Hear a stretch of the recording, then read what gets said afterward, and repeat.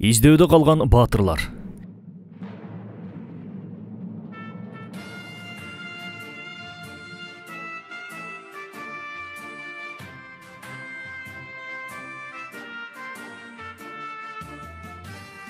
Эки миң жыйырма үчүнчү жыл улуу атамекендик согуштун жеңишине 78 жыл толду.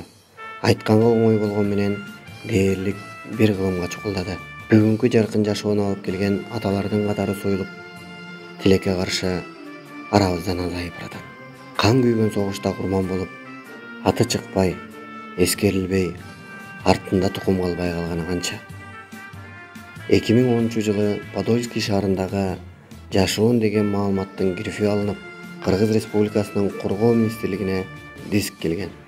Ошондон кийин унутта калган баатырларыбыздын баатырлыгы билинип, миңдеген аталарыбыздын сөөгү табылды.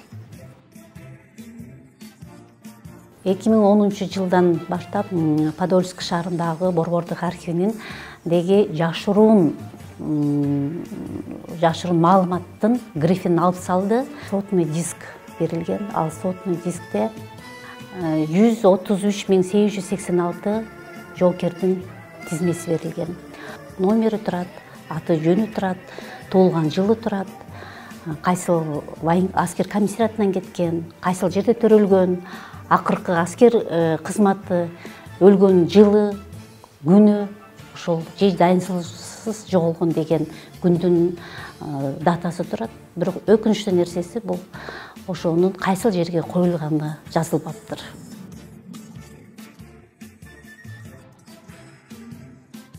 Бир жылда иштедик. Кенжебаева Айша апабыздын атасы Кенжебаев Жакуп деп эле жибериптирбиз, көрсө Кенжебаев Якуп деп коюлуптур. Бул өзү негизи 16 жашында эле согуш, улуу атамекендик согушка аттаныптыр. Өзү офицер болуп окуп, лейтенант деген аскер намы бар экен. Анан бир катында жасты 6 ай больницага жатып калдым, госпиталга. Бутума ок тийип, жеңил контузия болдум деп, анан эле жоголуп калдык. Анан кайра бир убакта келди, 44-жыл. Жакшы болдум, чыктым. Бирок сүрөтүн ошо больницада жатканда өзүн өзү тартса керек. Карандаш менен тарткан, өзүнүн сүрөтү бар эле да, карандаш менен тарткан. Сол жагында медали бар. Офицерский кийин. Анан эле 44-жылы кат келди. Мен деген согушка кайра аттандым. Көпкө чейин кат жазбайм, коркпогула деп. Ошо ойдон дайым жок жоголдум. Издегеним атамды чоң энем көп айтчу эле. Ошол ыйлап жүрүп өтүп кетти да, баласын эстеп такай. Анан кой милдет бул. Атанын табыш милдет, тукум.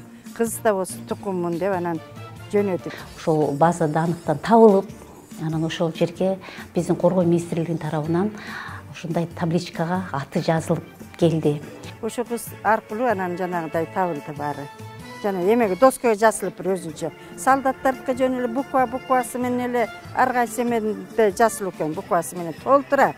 Анан бул мен байкемдин эмеси өзүнчө мемориальный доска кылып 21 кишини жазып койгон. Ошонун ичинде байкем 9-чу болуп жазылыптыр.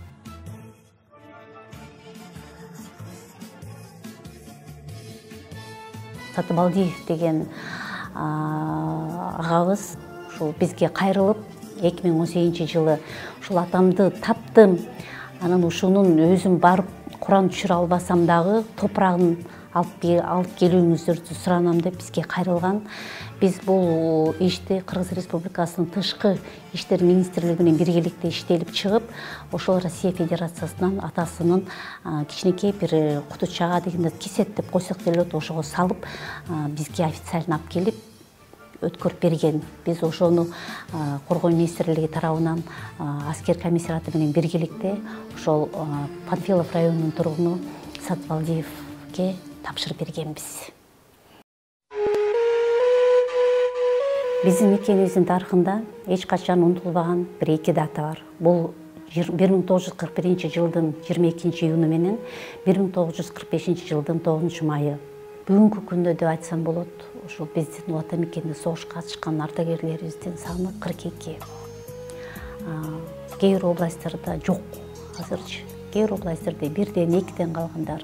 Бишкек шаарында эле бир 15 киши калбаса, калган областтарда ушундай 1-2ден калды. Анан ушу аталарыбыздын эң жашы 98-де, эң улуусу 103кө чыгат.